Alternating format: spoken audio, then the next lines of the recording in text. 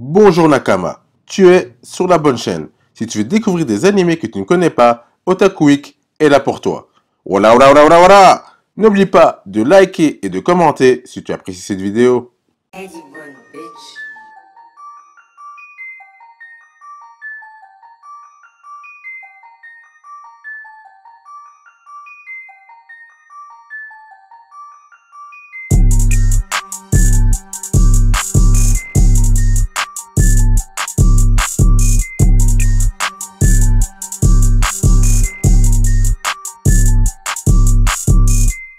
On commence avec Kokoro Connect. Sorti en 2012, l'anime est composé de 17 épisodes.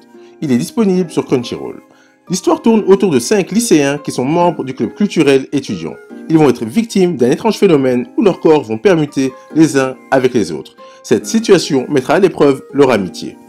Au niveau du scénario, je l'ai trouvé vraiment très bien fait, car à travers ces échanges de corps, cela permet de voir que même en amitié, on ne sait pas tout, ou devrais-je dire, on ne se rend pas toujours compte du quotidien de l'autre. Pour ceux qui aiment les animés School Life, tout est réuni ici. On a de la comédie, de la romance, du drame, en bref, t'as compris. Concernant les personnages, le point essentiel ici est vraiment la psychologie des protagonistes. On apprend à les découvrir au fil des épisodes et il est difficile de ne pas ressentir de l'attachement pour eux. Au niveau de la bande son, l'opening et l'ending sont plutôt plaisants. Alors du côté de Lost, elle m'a pas marqué plus que ça. De plus, du côté de l'animation, il ne faut pas s'attendre à un décor de folie, même les chara-design ont l'air plutôt basiques. Conclusion, ce fut un animé surprenant. Sa force est clairement le scénario ainsi que le développement des personnages. Donc si tu es fan du School Life, il ne peut que te plaire. J'enchaîne maintenant avec un autre animé surprenant. Il s'agit de Useki no Kuni. Sorti en 2017, l'anime est composé de 12 épisodes. Il faut savoir qu'il est disponible sur ADN.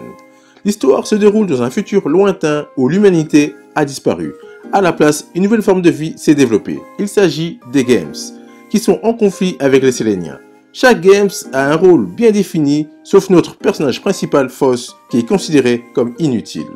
Au niveau du scénario, j'ai vite été subjugué par cet univers qu'on peut véritablement qualifier de spécial. Le rythme est assez bon, même s'il y a quelques temps faibles. En tout cas, il y a à chaque épisode quelque chose qui se passe. Il se regarde vraiment tranquillement, il m'a bien fait rire, mais il m'a quand même fait réfléchir à notre société où chacun cherche sa place. Au niveau des personnages, je vais dire l'héroïne par simplicité car elles sont asexuées. C'est Madame Catastrophe en personne, ce qui fait qu'à travers ses différentes actions, j'ai souvent ri. Et on peut donc voir à travers elle que ce n'est pas facile de vivre dans la vie sans un but, car on voudrait tous avoir une place quelque part. On la voit évoluer à cause de ses différentes actions et mon seul hic ici, c'est vraiment que j'aurais aimé apprendre davantage sur le passé des autres protagonistes. Concernant la bande son, elle est globalement à l'image de l'œuvre, douce et surprenante. Je ne vais pas dire que j'étais fortement marqué par le tout, mais ce n'était pas désagréable. J'attaque maintenant le point qui m'a fortement fait hésiter à regarder cet animé. Il s'agit de l'animation. Après avoir vu le premier épisode, je me suis dit ok, ce n'est pas si mal que ça, mais c'est tellement spécial de voir des cristaux que j'avais peur de vraiment être dégoûté visuellement. Et au final, c'est à l'image du thème. Donc mes yeux ont vite accepté cette particularité qui est loin d'être ordinaire. Au final, si tu cherches à te changer les idées sans pour autant t'abrutir, Useki no Kuni est le bon choix. Il se regarde facilement et j'attends la suite avec impatience. D'ailleurs, après avoir vu le 12e épisode, j'ai une chose à dire. Termine ta phrase, bordel. Voilà, maintenant que c'est dit, on peut passer à la troisième présentation. Il s'agit de King's Avatar. Sorti en 2017, l'anime est composé de 12 épisodes, de 3 OAV et d'un film. On suit l'histoire de Ye Xiu, qui était un joueur professionnel dans le jeu multijoueur du nom de Glory. Suite à certaines circonstances, il a fini par travailler dans un cybercafé après avoir été exclu de son équipe. Après l'ouverture du 10e serveur de Glory, il finit par replonger dans cet univers en repartant de zéro afin d'atteindre à nouveau le sommet.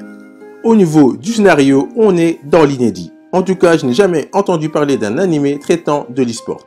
Donc, juste par curiosité, il vaut déjà le coup d'œil. Au-delà de cela, je ne savais pas à quoi m'attendre et dès le départ, je fus entraîné dans cette histoire qui a un très beau rythme pour moi. Je n'ai pas eu le temps de m'ennuyer et je trouve que l'humour est également bien placé, sans être trop lourde. C'est un véritable plaisir de suivre le retour du héros vers le sommet. Toutefois, par rapport à l'animé, même si je sais que les puristes diront que ce n'est pas un animé, mais on s'est compris. On remarque qu'il y a quelques zones d'ombre, notamment sur le passé de notre héros. mais qui sont complétés du moins en partie dans le film de 2019. Je ne sais donc pas si je peux conseiller de commencer par le film, car le rythme est différent, mais ça permet d'avoir une histoire linéaire en débutant par le film, la saison 1 et ensuite les 3 OAV en attendant la saison 2. Côté personnage, cela tourne principalement autour du héros, qui est charismatique, notamment avec certaines de ses répliques. Cependant, les autres protagonistes arrivent à également apporter un petit plus. En ce qui concerne la bande-son, zéro fausse note de ce côté-là.